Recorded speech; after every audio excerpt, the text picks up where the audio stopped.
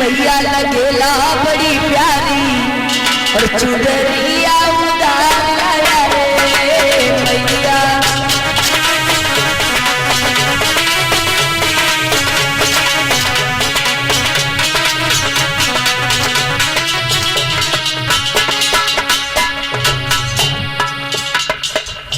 क्या बात है भैया लोगों माताओं में, तालियां बजा के बोलो।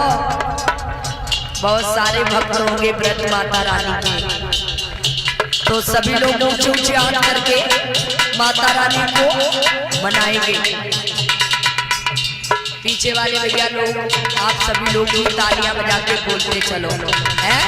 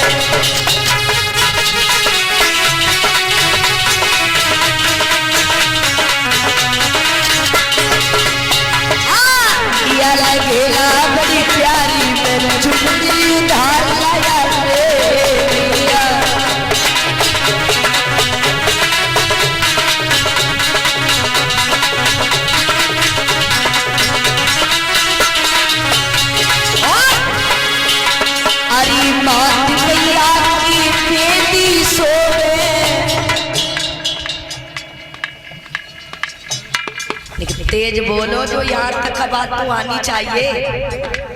मात मैया की बेटी सो।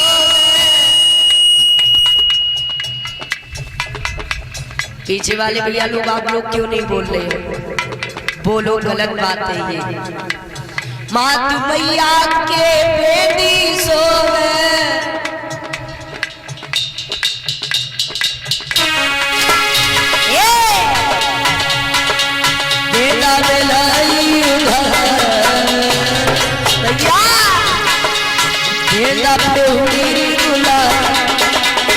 गुलाबी रंग के सैया।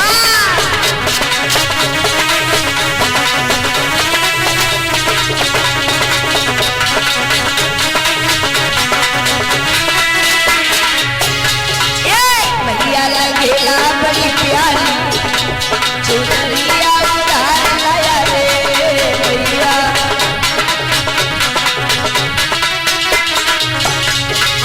मैया लगेला बड़ी प्यारी चुनरिया उतार लाया रे मैया।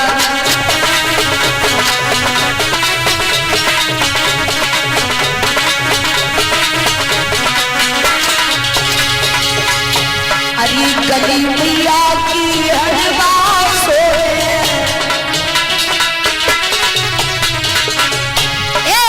हरवा लगेला बड़ी प्यारी में चूड़ी उतार लाया रे मैया लगेला।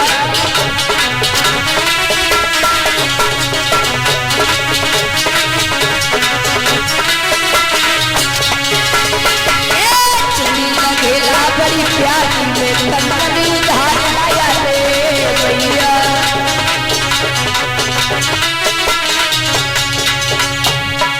मैया लगेला बड़ी प्यारी में। बिल्कुल सुनसान, क्या बात है। मैया लगेला बड़ी प्यारी में चुनरी उतार लाया रे।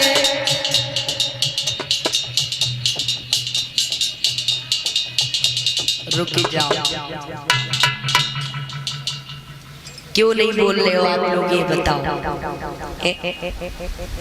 भगवान ने देखो दो आंखें दी हैं देखने के लिए, कान दिए हैं सुनने के लिए, मुंह दिया बोलने के लिए, हाथ दिए ताली बजाने के लिए, पैर दिए हैं चल के जाओ भगवान के दरबार में। जब सब कुछ भगवान ने दे दिया फिर क्यों नहीं बोल रहे? हाँ, अगर आपकी कोई मजबूरी हो तो ठीक है, क्योंकि परीक्षित जी अगर भगवान ने हमें जीव ना दी होती बोलने के लिए तो मजबूरी थी, है ना। तो कहे भैया जो गूंगू है वो बोलिए ना के। तो भगवान ने कान दिए होते और इसके अंदर मशीन ना डाली होती सुनने वाली, तो सब कहते भैया का बोलो जा, जो तो बौरा है बौरा, इसको सुनाता नहीं है और ना तो मुँह से बोल पाओ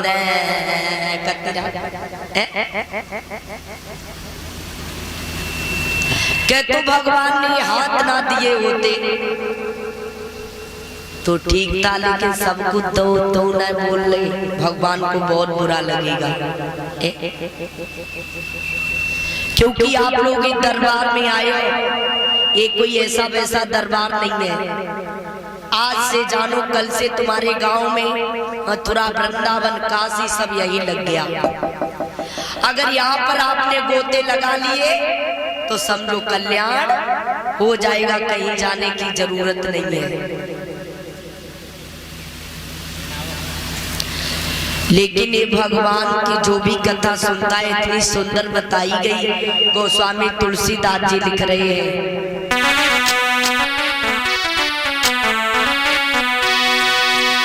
कि रामी कथा सुंदर करतारी और संशय व्यंग उड़ापन।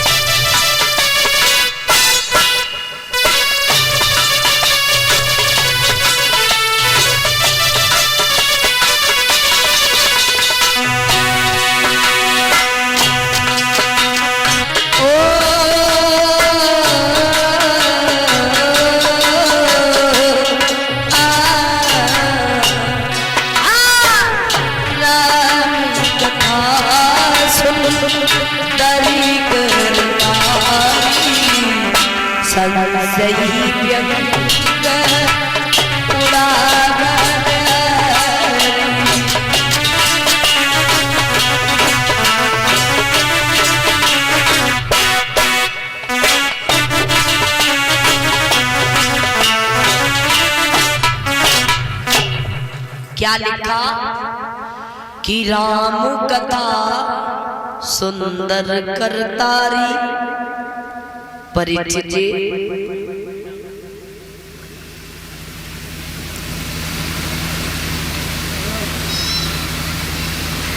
परीक्षित जी अभी हमने कौन सी चौपाई बोली? देखो ध्यान दे करके सुनो। अब तुम्हारे जोड़ीदार कहाँ गए?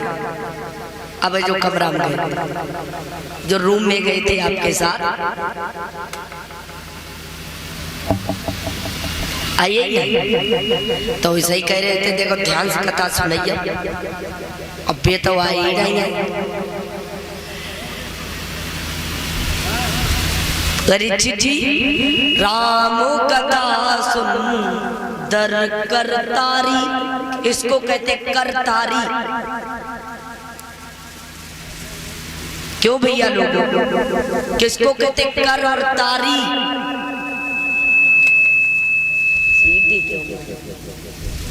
परीक्षित जी कर कहते हाथों को, तारी माने लिखना। राम कथा सुंदर करतारी, भगवान राम की कथा इतनी सुंदर है जिनका मैं वर्णन करूं वो भी बहुत कम है।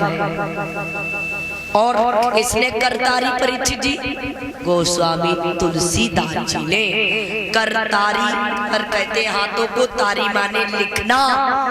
गोस्वामी तुलसीदास जी ने अपने हाथों से अपने करों से भगवान की कथा लिख करके तार दी। कहा रामचरितमानस पर जो संशय व्यंग उड़ावनहारी।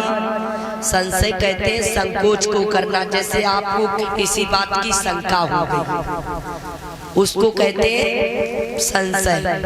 व्यंग कहते हैं पक्षी को, जैसे हमारे आत्मा पर जो ये माया मोह का पक्षी बैठा है, ये भगवान का भजन मुझे करने नहीं देता है।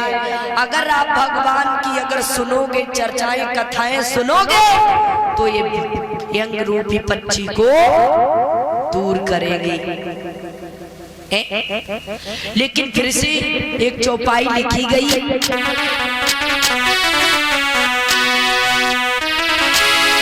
कि बड़ी बाकी मानुष तन पावा,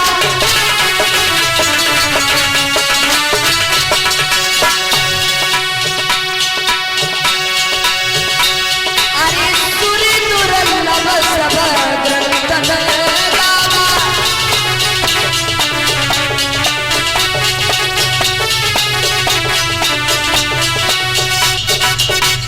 परीक्षित जी, बड़े भाग्य मानुष तन पावा।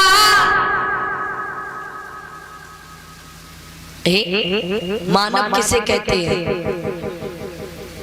कितनी उंगलियां हैं? 84 लाख। 84 लाख योनियों में से सबसे अच्छा, सबसे सर्वश्रेष्ठ, सबसे सुंदर मानव का जन्म बताया गया है। और मानव किसको कहते हैं परीक्षित जी? आप और हमको, हम ही लोग मानव हैं। और कौन है? जो दूसरों की बात मानता है उसे कहते हैं मानव। अब परीक्षित जी, कोई किसी की बात ही नहीं मान रहा है। अब तो इंसान दानव हो गया, दानव। क्यों दानव क्यों हो गया? जब ब्रह्मा जी ने सृष्टि की रचना की थी तो श्रम मानव बनाया था, लेकिन अब परीक्षित जी कोई काऊ की बात नहीं मान रहे। क्यों? लेकिन हाँ, जंगली जानवर है, उनका एक नियम है, लेकिन इस मानव का कोई नियम नहीं है। क्यों? शेर घास, यानी कि शेर मांस खाता है, वो घास नहीं खाएगा। और बकरी घास खाती है, वो मांस नहीं खाएगी। आजमाइश कर लेना, शेर को पिंजरे में बंद कर देना, उसके आगे घास डाल देना 1 बोरी, लेकिन शेर अपने प्राणों को त्याग देगा, लेकिन वो घास नहीं खाएगा। और जो मानव जो घास खाए, मांस खाए, सेब संतरा रोटी सब्जी रबड़ी, पता नहीं जब तक जिंदगी है क्या क्या खाता रहता है, फिर भी यह खाता नहीं है। क्यों? बकरी का भी नियम है परीक्षित जी, उसको खूंटे पर बांध देना, उसके आगे मांस डाल देना, बकरी प्राणों को त्याग देगी, लेकिन मांस नहीं खाएगी। लेकिन जब मानव को जब भूख लगती है तो सामने भले मांस धरो बाई में पिल पड़ेगा। सारी जिंदगी खाता रहता है, फिर भी अघाता नहीं है। लेकिन भगवान एक बात बताओ परीक्षित जी, ये क्यों लिख दिया गोस्वामी तुलसीदास जी ने? बड़े भाग्य हाथी तन पावा। हाथी का तो शरीर बहुत बड़ा होता है, ये क्यों लिख दिया बड़े भाग मानुष तन पावा? ये बड़े भाग हमने तुमने पता नहीं उस जन्म में कौन से अच्छे काम किए होंगे, जिससे हमें इस जन्म में भगवान ने ये मानव का जन्म दिया। और ये बताओ, यहाँ हम सभी लोग आए क्यों हैं? यहाँ क्यों आए हैं परीक्षित जी हम सभी लोग? हाँ, और लेकिन सब कुछ यहाँ आए के भूल जाते इंसान। जब उल्टा लटका होता है तब तो भगवान से बड़े बातें करता है, प्रभु हम तुम्हारे नाम की चर्चा फैलाएंगे, प्रभु तुम एक बार रखी उन्हीं से हमें बाहर निकाल दो। एक चौपाई लिखी गई, दुख में सुमिरन सब करे, सुख में करे ना कोई, और जो सुख में सुमिरन करे तो दुख काहे को होई। मालूम परीक्षित जी, एक भगवान के भक्त हुए जिन्हें कहते नरसी। नरसी पे बहुत गरीबी थी, जिनके घर में खाने को भोजन नहीं था। जब वो रामा के घर पे भात पहराने के लिए आए सिरसागढ़ में, तो बाद में भात पहरा दिया।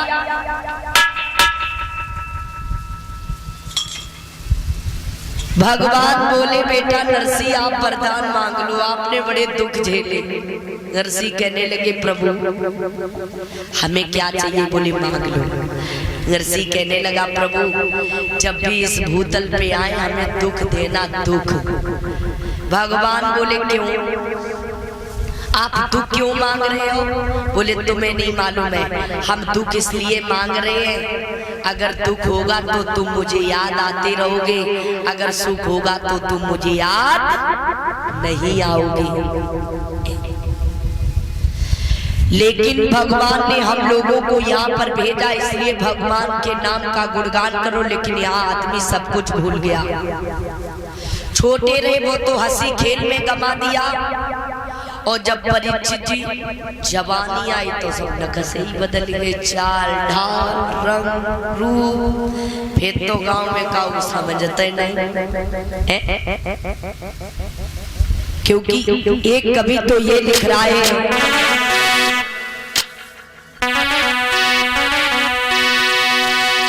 कि ना राम नाम लीनो ना कृष्ण नाम लीनो, और तन भरी जवानी में तो डूब के मर जावे चुल्लू भर पानी में, तो डूब के मर जावे चुल्लू भर पानी में।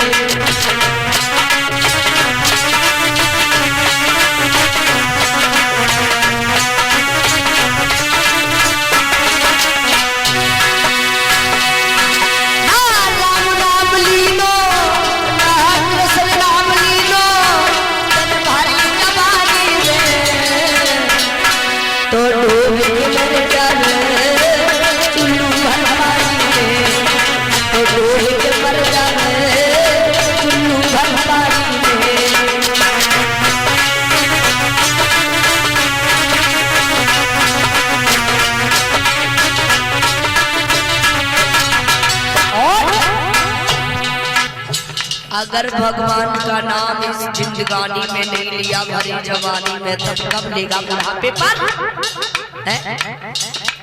अगर तुमने भगवान का भजन नहीं किया तो एक कवि ये लिख रहा है कि चुल्लू भर पानी में डूब करके मर जाओ। फायदा ही क्या हुआ तुझे जन्म लेने का? तू तो जानवर जैसे काम कर रहा है। परीक्षित जी जानवर जैसे काम कैसे होते हैं? जैसे भैंस पौए हैं मैं जाते हुए पेट भर लेता हूँ, सोइला टांगे पसार के, है ना? अगर हम लोगों ने भी ऐसे ही काम किए तो भगवान हम लोगों को भी अगले जन्म में जानवर ही बनाएगा।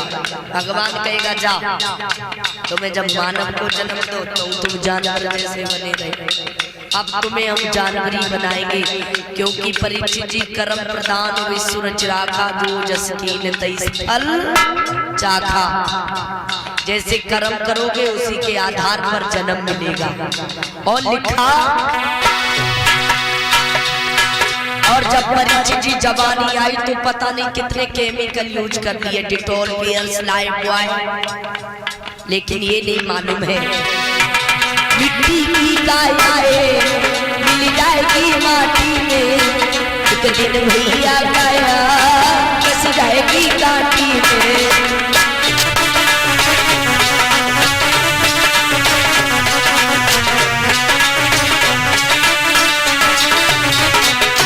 और ये जीवन आनी का बुलबुला है, आनी का बुलबुला है, मिल जाए वो पानी में तो डूब मर जाए चुल्लू भर पानी में, तो डूब मर जाए चुल्लू भर पानी में।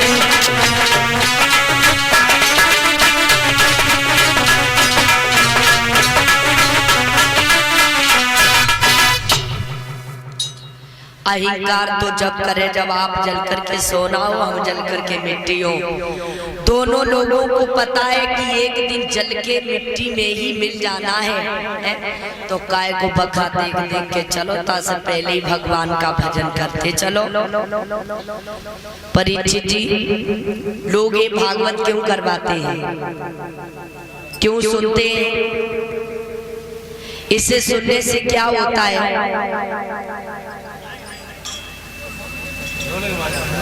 नहीं, इसे सुनने से परीक्षित जी जन्म जन्मांतर के पाप नष्ट हो जाते हैं। जैसे आपने इतने भी पाप किए हो या ना किए हो, अगर आप ये भागवत करवा रहे हो तो वो सब पाप नष्ट हो जाएंगे जो उसे सुनते हैं उनके।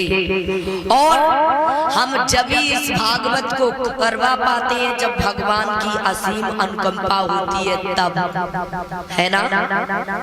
भगवान हमें इस लायक बनाता है तब करवा पाते, नहीं तो सोचते रहो कहते हो अब की साल करें, कब चलो लड़का ब्याह हो जाए तब करें, कोई कहता अरे अब नाती हो जाए तब करें, मारवा के बर्थडे में। लेकिन जब भगवान की इच्छा होगी उसकी सत्ता के बिना हे प्रभु मंगल मूर्त, और पत्ता तक हिलता नहीं, खिले ना कोई फूल, उसकी मर्जी के बिना कुछ नहीं हो सकता है।